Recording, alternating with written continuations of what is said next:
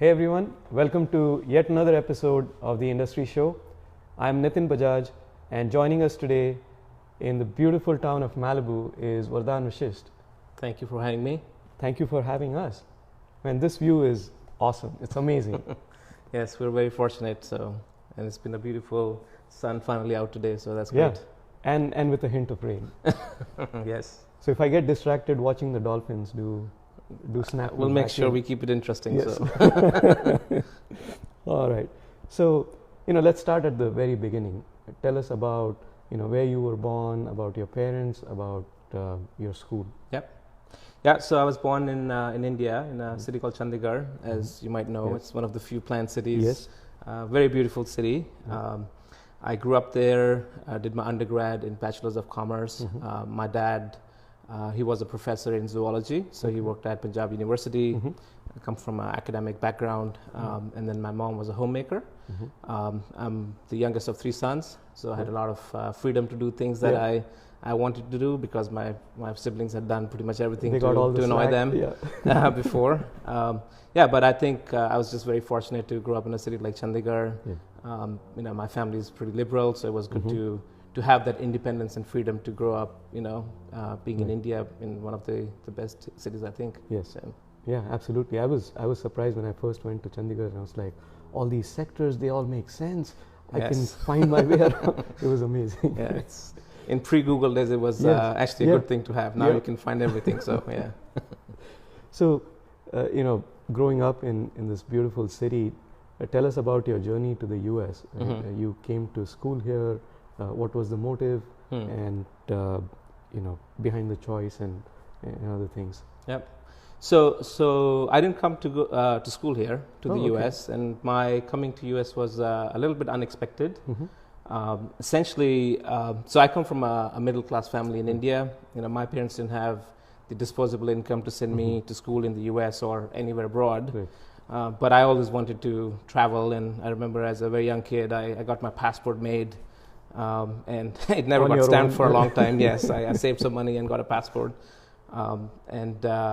One thing I did when I was doing my undergrad was I joined an organization called ISEC. It's a very big global student organization that operates essentially facilitating traineeships from one country to another for people who are in business, like students in business, as a cultural exchange program. So I knew that was a good way for me to at least have an opportunity to go out at some point. Right. And I think it was right at around so I did this during my undergrad, and at the end of my BCom, I decided I'll file a traineeship through ISEC. Okay. That didn't really materialize into anything interesting, so I decided to do my MBA. At that time, my family had moved to Delhi, so I ended up doing my MBA in Delhi. Okay. And right after getting out of my MBA, I got a job with Bharti Telecom. But as luck would have it, within a few months of working with Bharti, I got this letter, actually it was a physical letter back then from ISEC saying, hey, you've been matched to a startup in Ann Arbor, Michigan. Wow. And I didn't know where Ann Arbor was, but it said US. I was like, hey, that's great, that's what matters. So I ended up basically saying yes to the traineeship.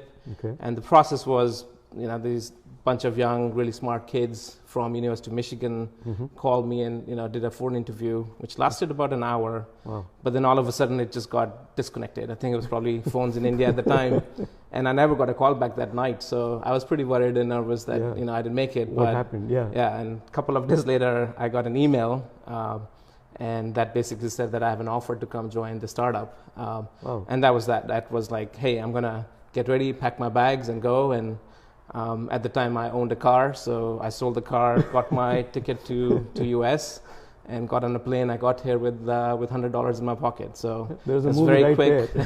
Yeah, it was really, really quick, and like I said, totally unexpected. Wow. But it was sort of the earlier actions I had taken to join ISEC, and then just getting lucky to find a company that I ended up coming to.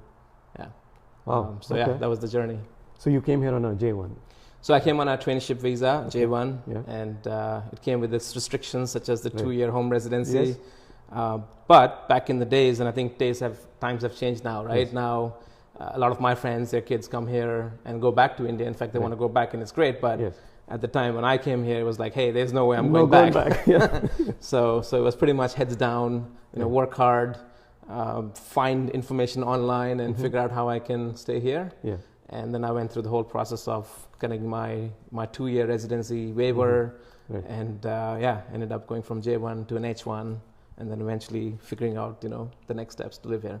Okay, so we'll talk about that, but let's delve a little more into you as a through some of our rapid fire questions, right? Tell us maybe the last couple of books you've read. Okay. So to be honest, I've kind of stopped doing long form reading, mainly because I'm very interested in like what's happening in the future, and a lot of things that are moving at fast pace are not in books anymore. Yes. So I watch a lot of YouTube videos and documentaries, and there's just so much information online. But I do try to carve out some time. So I would say one of the books that I found interesting recently that I went through is called Bad Blood. It's a book about Theranos and its CEO Elizabeth Holmes. Yeah. And the whole book was very fascinating because it's in the tech and sort of the startup space. Right. What I didn't know about this company until pretty much when it became a controversy was that they actually started in 2002 or 2003, and this is before my own company, which we'll talk about. Yeah. But for a company to go for that long and raise so much of money from some of the smartest people in the industry, right, and yet really have no solid product or be able to play that game and get that far was sort of quite an eye opener. Which also begs the question now. There's so many highly valued private companies with very little transparency in what's going on. Yeah. So one has to wonder if there's like emperor without clothes story here. But I think that's just a very interesting book. Certainly because I'm also interested in the startup world. So right, and I was going to say, would love to explore a little more of that as you are going through your own fund and investments in other companies. How do you look at that? So that's really interesting. We'll hold on to that thought. Okay. Any person you have met or would have liked to meet? So I've not been networking a lot, to be honest. I've been pretty much heads down, building my business. High up in the hills with the water. And I think, now things will change that I'm in Malibu. But no, I've had the opportunity and pleasure to meet some really interesting people.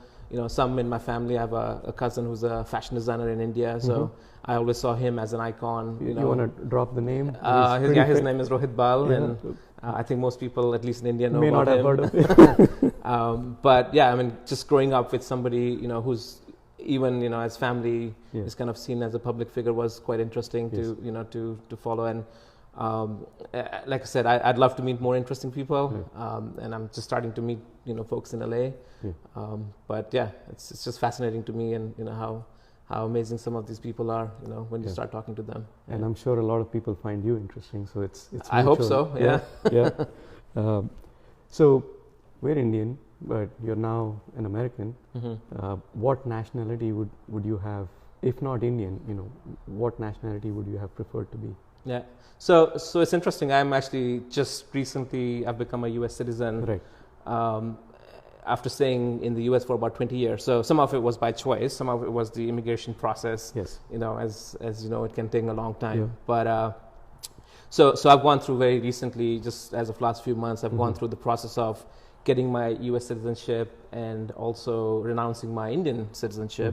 And it's been an emotional and surprisingly very efficient process, which I actually thought it'll take a bit of an effort. But I think ultimately and ideally, I would like to have some sort of a global citizen passport where you can travel or live anywhere. And we kind of do, a lot of people do that anyways. But for now, I'm pretty happy with the U.S. passport. Okay. I would love to have kept my Indian passport, but I don't have that choice. It's not U.S. that tells you that you can have dual citizenship, but for some reason, India doesn't want you to have the second citizenship. It's a patriotic country. Yeah. Well, I mean, the country is amazing, and the OCI card, which you might have heard of, it's pretty good. I mean, it's like lifetime access to be in India as long as you want, to do pretty much whatever you want. So I'm at least excited to have that. Yeah, because I want to keep my ties to India. So talking about your startup, where did you get the idea? What was the genesis of it? Yeah, so it's been a journey. I came to US to work for another startup. Right. I was very fortunate to join this company where it was a handful of people, and we started the company at the .com boom era, and so everything was very euphoric and positive, and we grew the company from under 10 people to about 400 people. Wow. Sold it to Gray Advertising, which is a large ad agency. Part of the WPP now they're group. part of WPP. Yeah. Well, for the last 10 years or so, they've been part of WPP group. But that starting point of coming to a company that was so nascent and being part of that startup was just an amazing sort of jumping board for me, right? Yeah. I also decided to kind of really put my head down and learn something new. Here I was a kid coming from India to America, and I didn't want to have a reason to go back. Yes. Certainly not getting fired. So I did put a lot of time and effort in it, and I think I learned something very unique in the advertising in the ad tech space, which helped me eventually then build up my own startup. And just a little bit of background on that is, so we used to have a lot of clients at Beyond Interactive who would spend millions of ad dollars to get traffic on their site. Right. But the problem was that not many people of the sort of audiences that were coming were converting. Okay. So the question I kept asking, right, was why people don't convert, and what can we do to help them convert, and that was the genesis of Hook Logic. So I would say that 6 years working pretty deep in the trenches and understanding our client base and understanding the problems was sort of the aha moment to say, hey, we can do something here. That you were able to carve out a niche out of. How do you take these dollars and give them a return on their investment? Yes, and what kind of tools and services you can provide to these companies, which ultimately it's about mitigating risk as a startup, and so that we thought was a pretty good place to enter the space. So this is like early 2000s when you're setting up Hook Logic. So it was also somewhat unique because, and we'll talk about immigration. Sure. So unlike many startups where you hear, somebody comes out of school and they started a company or quit and started a company, my process wasn't that black and white. Partly because there was a process I had to go through from an immigration standpoint, but I think the idea was really solid that we thought, and then for us, me and my co-founder, it was like, hey, let's go test market this idea. Yes. And we didn't want to give up our full-time jobs because at that time we didn't know where it would go. That pretty much was your existence, right? You needed to keep your job to stay in the country? Yeah, literally if I didn't have a job, I would be back in India in like less than 2 weeks. Yeah. But also we felt, we had good jobs, and it was a decision to make. Should we go into a startup or not? Right. Knowing that we had a good proposition. So the way we did it is we used to have our day job, 9 to 9. Yeah. And then I would come back home, and my business partner would come over, and we would start working on brainstorming. 9 to 9. Yeah. That was more like 10 to 2 or 3 a.m. And then just to sort of come back to your question, what we did was we knew one of my clients' cheap tickets. Back then, which was spending again $30-40 million and having troubles with conversion, so we thought, hey, we can solve the problem. So surely they're going to be our client, right? So without any conflict of interest, because we were not an agency, basically we started putting our pitch deck together. And while we thought we would get cheap tickets, we said, hey, why don't we just pick up the phone and start calling all other OTAs, online travel agencies. And so we would call Orbitz, Priceline, Expedia. And so fast forward a few weeks, where we started sort of doing this whole sort of initiative of pitching. Well, turns out cheap tickets wasn't interested in what we were doing. Organizationally, they were not ready. But Expedia, the person on the other end who became a very good client and a dear friend, said, hey, we don't think you can do it, but if you can build it, come show us a prototype and we'll talk next. And so sure enough, we put the phone down, got our CTO, who was also the CTO of my last company, built out a prototype, flew out to Seattle, pitched in front of about 40 people. Wow.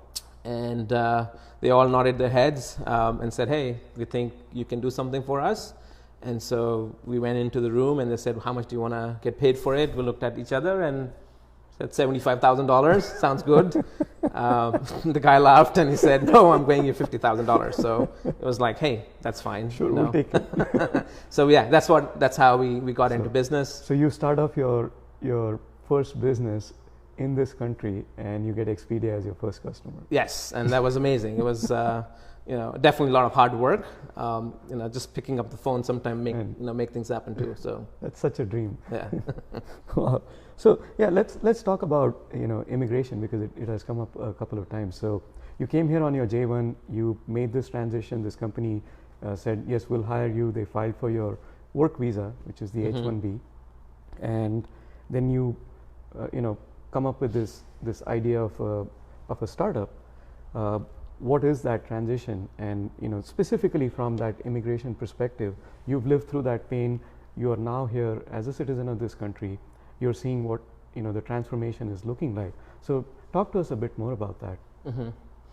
Yeah. So just to give you a sense, while we were doing Hook Logic, I was involved with about 10 plus H1 visas. Mm-hmm. I did a handful of green cards. So I like to think I'm an immigration expert, but yes. Obviously it's a very complicated topic. I think personally for me, one of the big challenges was, as I knew I wanted to do a startup, mm-hmm. but everything from a legality and immigration standpoint, wasn't really going to help, right? Mm-hmm. Just the fact that you cannot even own equity in a company, right. At least back then. Yes. Now you have a startup visa, but right. Back then you couldn't own equity in a LLC or mm-hmm. a partnership. Was pretty tricky to even say, hey, how do I start a company and have ownership in the company, right? And turns out there were ways to get around it and create a C corporation or an S mm-hmm. corporation. And then back to immigration, the fact that one, you have a full-time job, and if you leave it, you're gonna have to go back, right?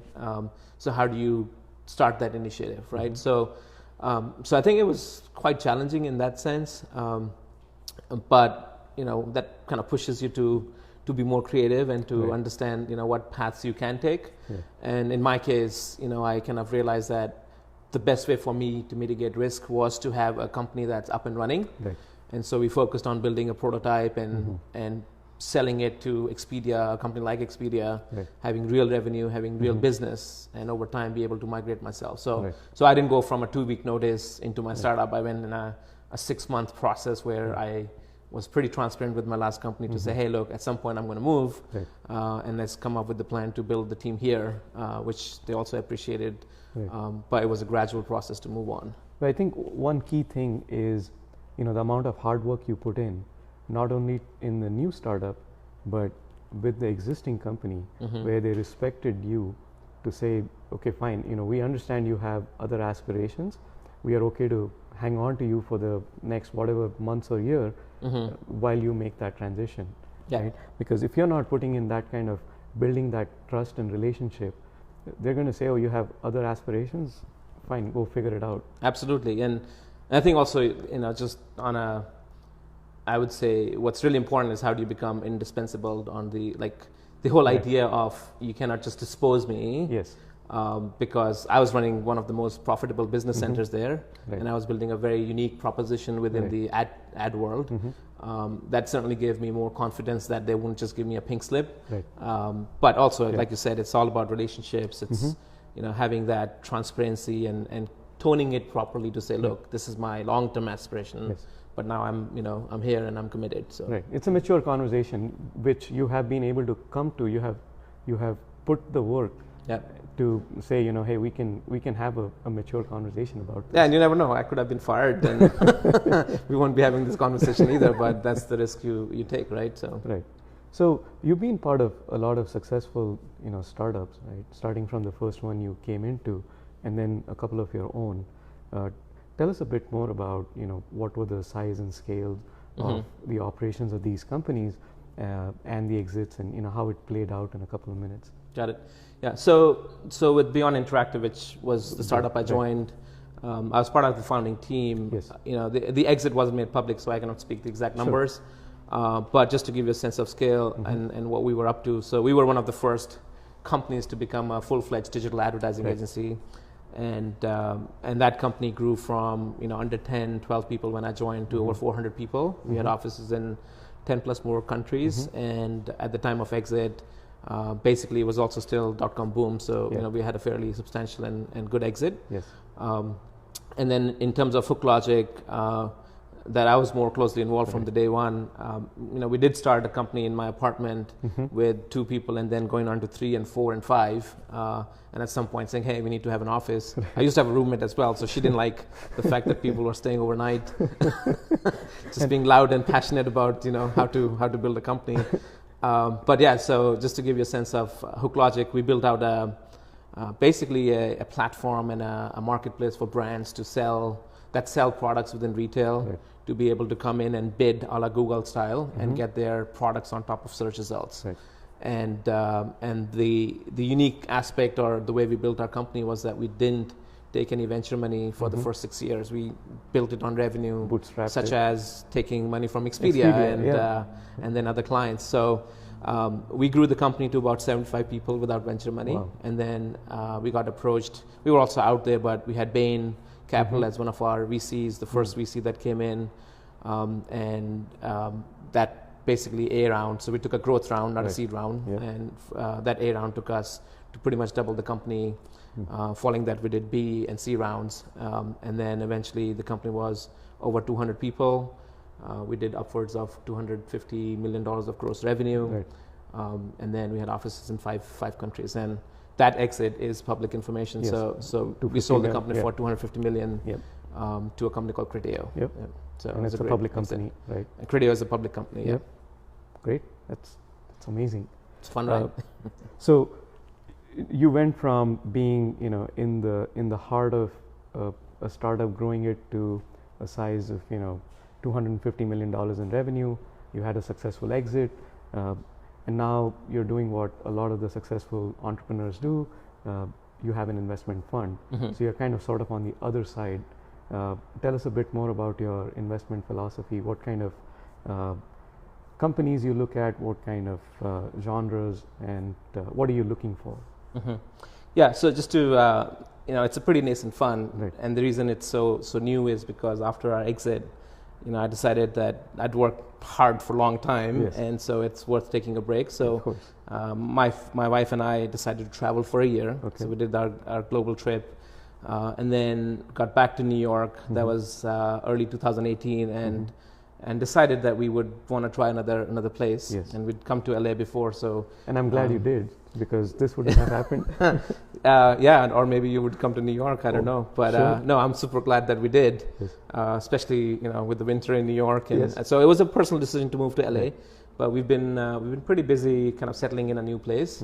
At the same time, I've kind of had a lot of time to think Right. and figure out what's next for me. And being an entrepreneur, and especially a first generation immigrant to a country, and still be able to to make it through and build something, I feel I have somewhat a responsibility to Right. to help other entrepreneurs. Yes. So the fund that I've created, it's called Varanium, and Varanium actually is in Sanskrit, has a very deep meaning, which goes into the philosophy of the fund. So essentially, it's it's someone who's worthy, somebody who aspires and takes action to do something good Right. and excellent, and that takes a lot of thinking and contemplation. And so I think, from a fund standpoint, that's what we're looking for, right? We're looking for entrepreneurs who want to build something great, right? Hopefully that does better for the world. Right. But again, are very grounded and have put a lot of time and effort to build something that will add real value and become meaningful. Yes. And that's what the fund's going to focus on in terms of our areas of sort of investment. It's a very early stage fund, so anywhere from of 1 or 2 founders to a small team that's prototyping, pre-revenue. Okay. It can be in multiple categories. Martech for sure, is the space That's I your come from. domain, But yep. my interest is also through the fund to invest in companies that are in healthcare or education technology. Right. So the fund's structured to be the seed investor, and more importantly, be able for myself and people that I know to come in and also help as advisor, Guide and mentor, to the founders. Yes. Great. So, talking about guidance mentors, have you used a coach or a mentor? So I don't have a single mentor or a Sure. coach. tapped into lots of different people that I admire, and learned or tried to learn, from them by asking them questions. I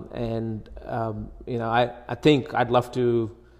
There's so many different aspects of our life, right? In business, in personal life, and for me, the idea of having one person who can tell me everything just does not seem rational or practical. So I've always followed this sort of notion of, pick a topic that I have questions around and then find the right person. And the beauty is sometimes you don't even have to go away from your couch, right? There's so much information online. YouTube. YouTube, and there's some specialty, like areas or sites where you can learn. Right.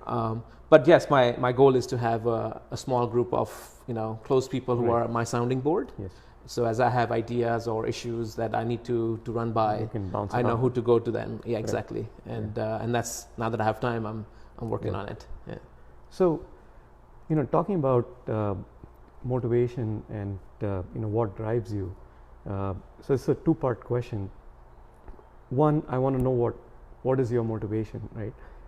The other is, has there been a change in motivation since you had a successful exit? Are you more now laid back, and are you looking for something else to motivate you? That's a great question, and I think it's a two-part answer. Yes. I think early on, it was for me basically the motivation was to prove myself, right? To myself. It's like, hey, I believe I can do something. Now I gotta, prove it, right? And that was the big driver for me to, in my case, it was building a company. Right. It was like, okay, if I can, I'm in this country, and I've just gone through a startup experience through another company. Can I do it myself? Right. And so that was for many years. I would say upwards of 15 years. That was the driver. And yes, post exit, all of a sudden you have this big gap because hey, I just had a goal and I fulfilled it. Right. And so what do I do next? And that's what I've been thinking a lot about. And I think, there's few things that are clear to me. So there's not like one thing that I would say, hey, this is what drives me. This is what gets me up in the morning. And I've tried to be very honest and say, okay, what do I really want next in life? And I know for a long time, pretty much that I've tried to contemplate is that I'm not somebody who wants to run after the next shiny object. Right. So for me, it's something more meaningful, something deeper. I think big part of it comes from giving back or helping other people. Right. So at the moment, I'm really focusing on what that project or set of projects would be, to get me up in the morning and say, hey, what I'm doing is very fulfilling. Right. Plus, there's focus on personal life and and things that you should have for a full life. So So talking about giving back, I know you're involved with a social impact cause. Let's talk about that. HEM. It's something that's close to your heart and your family. So tell us a bit more about that. Okay. Yeah. And so first, HEM is my dad's name, and he passed a few years ago. Yes. So I've kind of force-fitted to say what would that be, right? So it stands for hands-on education and mentoring, with kind of the abbreviation. Yes. But the story behind it is that I was back in India, 2 years ago, and this was one of my first sort of times when I went back for more than a few weeks, and that I was on phone calls all the time. So I had an opportunity to sit with my mom and also my sister-in-law to see how they basically every day they teach these bunch of kids who show up at our place. Right. These are underprivileged kids, they're coming from the neighborhood, and then the idea is that from my mom's side or from anyone as a volunteer, it's an amazing thing to do, is to help kids and educate them. But as I sat through these few sessions, I realized that there's a lot of optimization that can be done, there's a lot of efficiency that can be built. And so essentially I kind of took out my notebook and started jotting down what are the different moving parts of creating something that as a platform that can educate lots of kids. Right. And so that's essentially what HEM is. It's still in a very early stage, but I'm building a prototype right now where on one hand the volunteers, i.e. say somebody like my mom or somebody who has time, can come in and say, I want to teach X number of kids. This is the place where I can teach, and then they give their schedule. Right? It doesn't have to be hard commitment. It is, hey, I'm available every day, weekday from 2 to 4 p.m. or if they're working from 7 to 8 p.m. But and some days I may not be able to make it. That's exactly. Fine. Yeah. So just a very broad, non-committed schedule that they're raising their hand and saying this is when I can teach. And then on the flip side, on the other side of the platform is recruiting kids, which in India is not that hard because you can walk into a neighborhood and you'll find 100 kids who need help.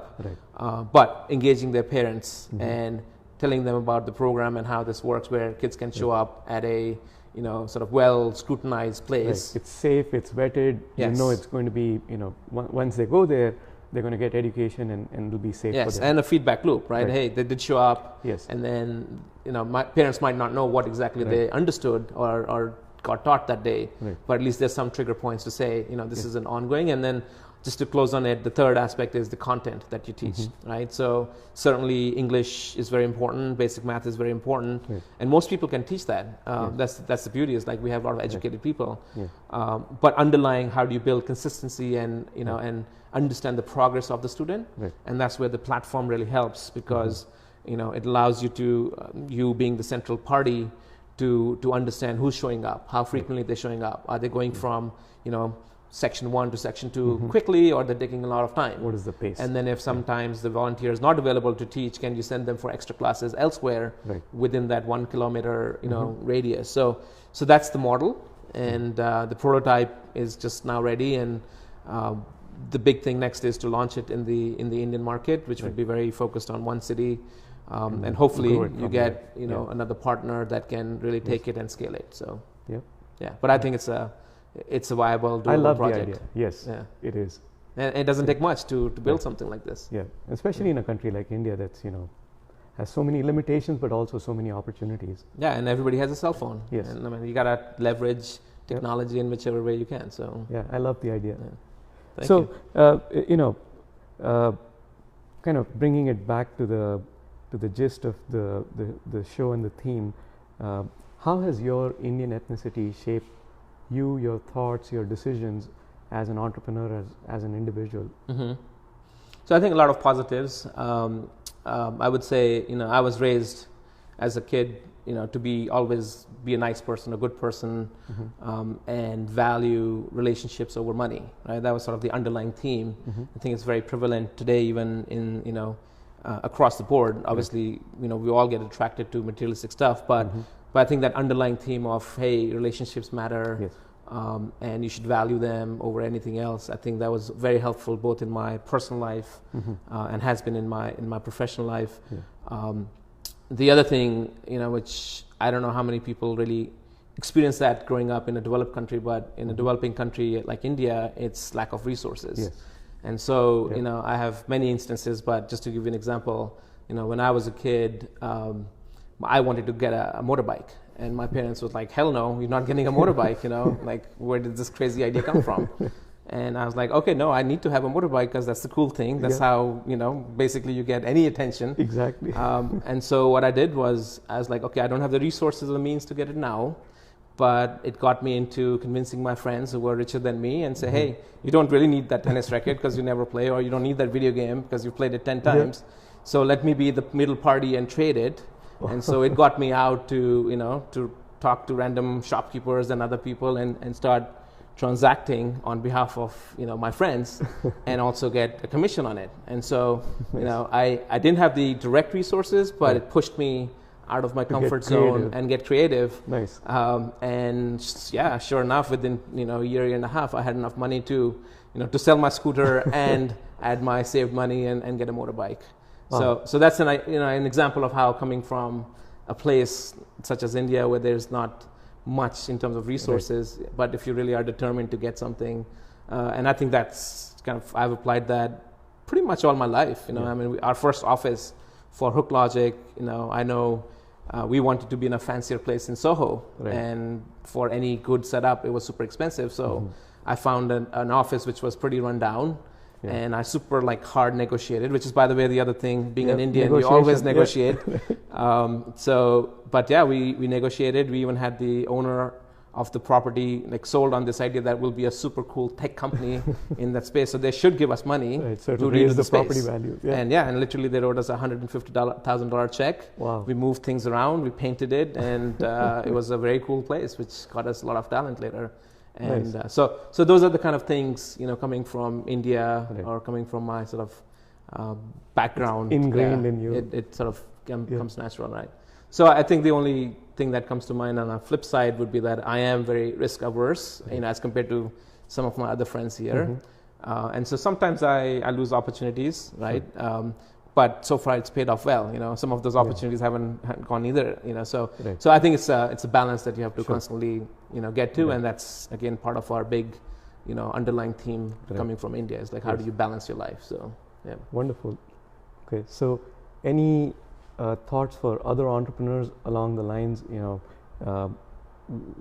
philosophical or practical, that you would want to share? Well, I think first of all, everybody goes through their own journey, right? Yeah. So, there's a lot of things that I learned, so I can share a few of those. Well, I think as an entrepreneur, purely from a business standpoint, I would say, follow your actions over your passion. I think it's important to be passionate, but it's easy to also find passions, right? Especially when something's fun. Hey, I'm passionate about X or Y or Z. Right. But it's really your underlying actions that lead to results, right? So think what actions you're taking every day or, like consistently that, of course, you want to have fun with doing, but that's something that you want to really focus on and say, okay, this is what I like to do, but this is what I'm really willing to work for. Right. And if you can find your next venture or whatever you're doing now to, to sort of focus around those actions, then I think your chances of success are going to be much higher, because ultimately the actions are what going to result into a meaningful outcome. Yes. So that's one. I would say on a personal front, it's everybody talks about balance, but it's very easy to lose balance, especially when you're running around, you're flying around. 18-hour days. Yes, and building businesses are not easy. Right. So I would say that there has to be a true commitment to yourself to stay healthy, to keep your personal relationships. And also, if not going to be healthy, what's the point of having an amazing exit, but being in a hospital or or not being able to move around? So we should do a follow-up show on this: how to look 30 forever. Yes, yeah. I won't disclose my age, but yes. Hey, you're 30. It sounds good. Yeah. Yeah. But I think balancing life, even when you're building something very important, right, is going to be critical to have a meaningful, long, fun life. Yeah, to be able to enjoy your own success. Yeah, right? Yeah. Which is you should bear the fruits that you get out of such hard work. Yes. You have to have fun with them and enjoy it. So, Vardaan, thank you so much. This is amazing. Sure thing, and I'm so glad you came out. And all the best to everybody who's watching. Yeah. And if you have any questions, you can share my contact details, and happy to absolutely take any follow-up questions as well. So awesome. Yeah. Thank you so much. It's been a pleasure. Likewise. Thank you. All right. Thanks, everyone.